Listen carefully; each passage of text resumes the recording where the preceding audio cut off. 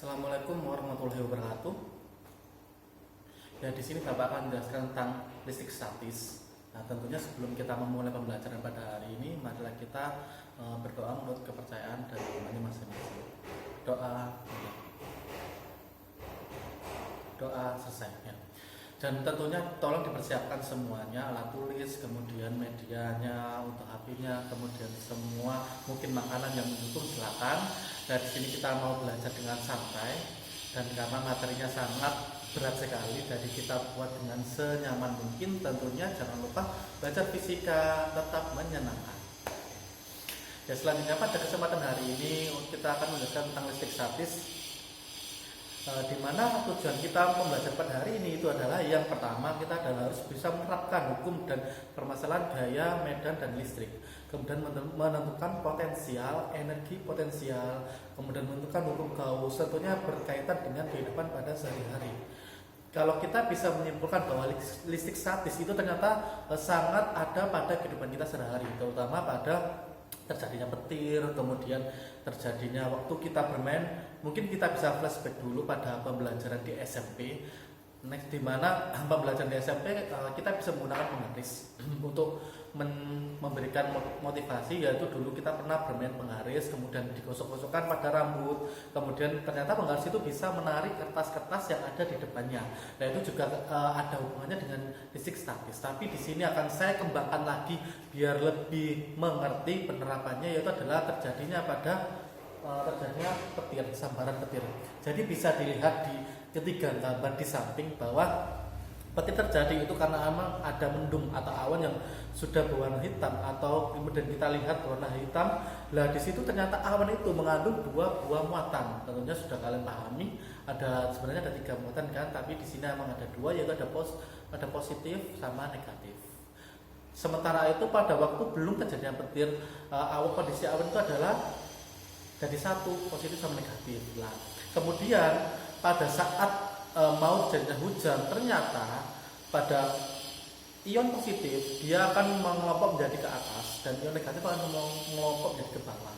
Nah, terjadi perkumpulan dari ion negatif itu pastikan dia mencari pasangannya, yaitu adalah ion positif. Nah, ditemukannya di mana? Yaitu ada di daratan. Di mana di daratan itu tentunya ada, di sini ada ilustrasinya rumah, sehingga akan terjadi sambaran petir, yaitu adalah batu loncatan antara listrik dari awan yang bermuatan negatif kemudian ke tanah yang bermuatan positif. Jadi itulah yang akan kita belajar pada hari ini. Tentunya kita akan belajar menghitung energi. Jadi energi yang berpindah dari awan kemudian ke tanah atau ke rumah kita atau penyambaran rumah tadi itu akan kita hitung.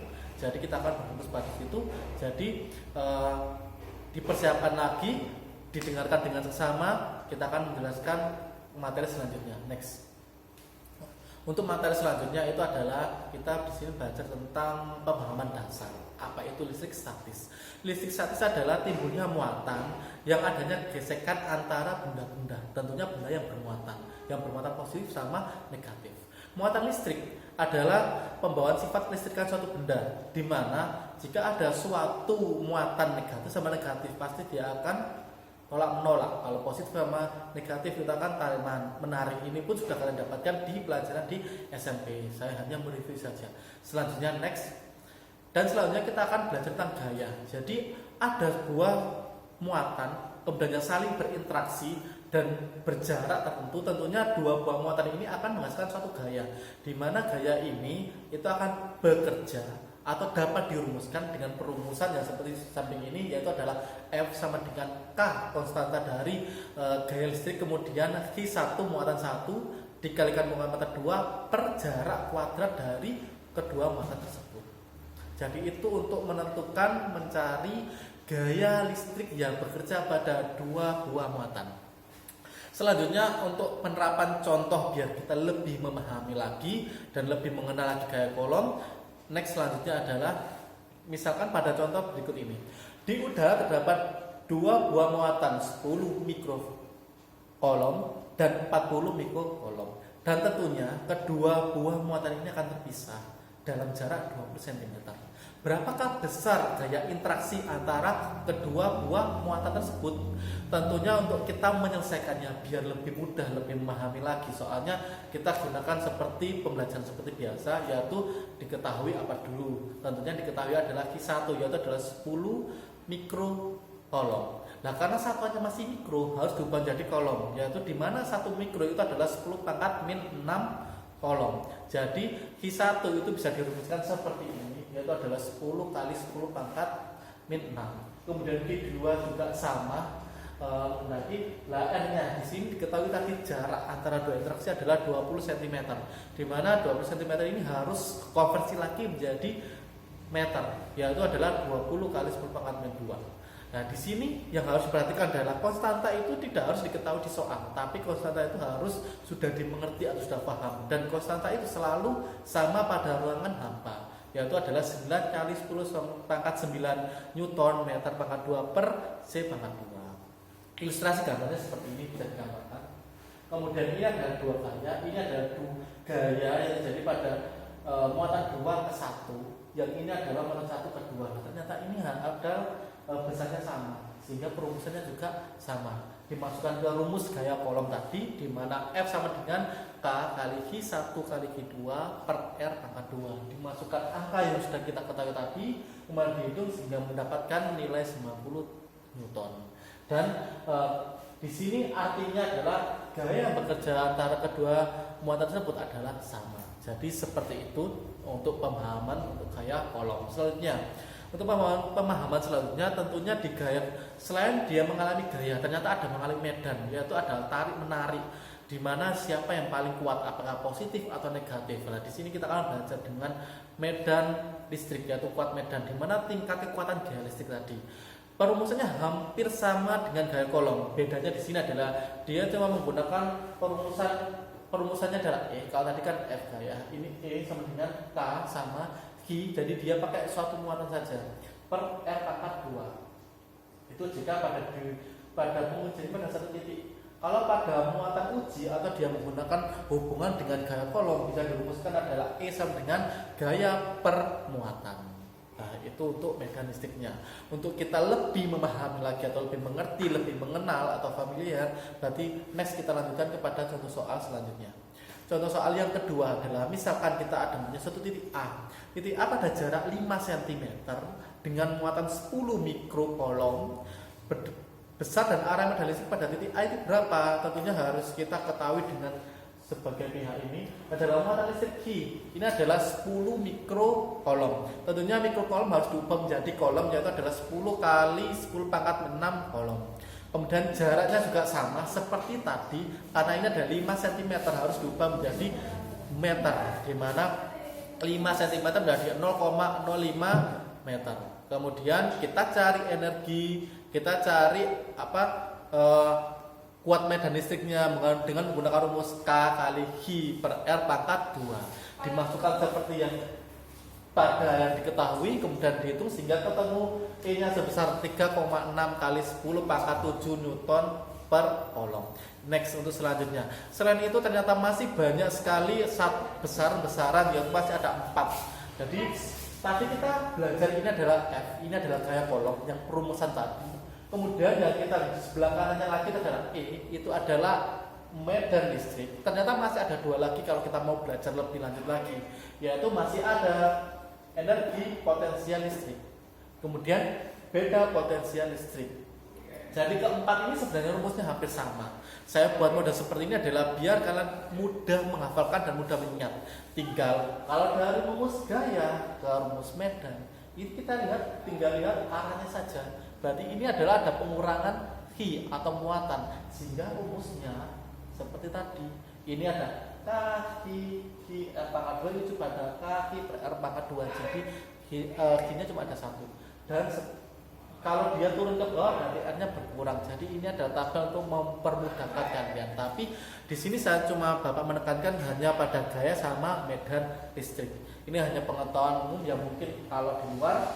Dan ada tips lagi untuk menentukan, ini kayaknya sudah pernah ya didasarkan pada SMP dulu, yaitu bahwa untuk mencari F itu bisa menggunakan rumus kakiku remuk-remuk, yaitu K, Ki, pangkat R kuadrat. R kuadrat artinya remuk-remuk ya, seperti itu, untuk bisa kita lebih menghafal lagi. Next, selanjutnya, di samping itu kita juga mengenal hukum Gauss, di mana hukum ini menjelaskan tentang ada suatu lempengan, seperti pada gambar sini ada suatu lempengan, kemudian ada suatu medan listrik yang masuk. Ternyata medan listrik yang masuk ini membentuk suatu sudut, di mana sudut tersebut adalah mendekatkan tentang garis normal, di mana garis normal tersebut memberikan suatu hubungan, yaitu adalah jumlah garis gaya listrik atau flux yang menembus satu permukaan tertutup, yaitu adalah flux sama dengan EA cos theta, atau flux sama dengan ED per N0, yaitu untuk mencari hukum Gauss, itu yang dikenal. Selanjutnya kapasitor. Berarti kalau kita mengenal kapasitor itu adalah suatu alat ya untuk menyimpan muatan energi listrik yang terbuat dari keping-keping konduktor. Kalau mungkin yang bagi cocok pernah membuka radio atau televisi, di mana kapasitor itu bentuknya sangat kecil dan terdiri dari beberapa pita. Dan di beberapa pita itu menunjukkan bahwa besar kapasitornya tersebut. Nah, kapasitor ini bisa dirumuskan dengan C atau lambangnya C besar. Dan sehingga untuk C sendiri perumusannya adalah I per V, atau C sama dengan I0 per A per V. Dan di sini semua bisa diketahui untuk C adalah kapasitansi, yaitu untuk I0 adalah permisivitas, A-nya luas, sehingga jarak antar keping saluannya meter. Untuk next selanjutnya, nah ini contoh soal yang ketiga pada penggunaan kapasitor. Misalkan ada suatu kapasitor mempunyai kapasitansi yang besarnya itu 0,6 mikrofarad dan bermuatan dengan baterai berkapasitas 25 volt. Maka berapakah besar muatan yang terdapat dalam kapasitor tersebut? Jadi kita disuruh mencari muatannya. Ada satu kapasitor yang dihubungkan dengan baterai, kemudian kita harus cari muatan yang berjalan itu berapa. Tetap kita menggunakan acuan tadi, perumusnya adalah C sama dengan I per V, di mana C-nya adalah 6 kali 10 pangkat min 7, V-nya 25, sehingga dihitung dikalkulasikan ketemunya adalah 1,5 kali 10 pangkat min 8 kolom. Next selanjutnya, di samping itu yang terakhir, ternyata kapasitor tadi bisa disusun di dalam rangkaian baterai, itu bisa disusun secara series atau paralel seperti ini. Kalau dia sepasang seri, berarti kapasitornya itu sejajar seperti, maksudnya ini kapasitor 1, kapasitor 2, dan seterusnya.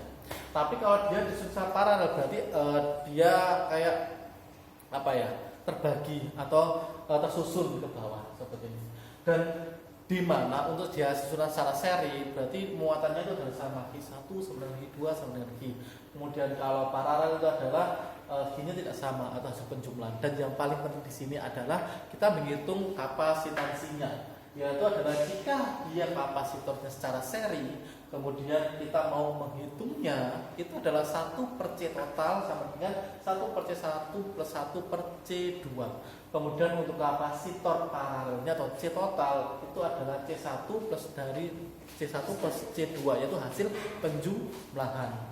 Dan ternyata setelah kapasitor disusun secara tertutup, rangkaian tertutup dengan baterai, menghasilkan suatu energi yang tersimpan dalam kapasitor, yaitu adalah U sama dengan Q kuadrat per 2C dan seterusnya.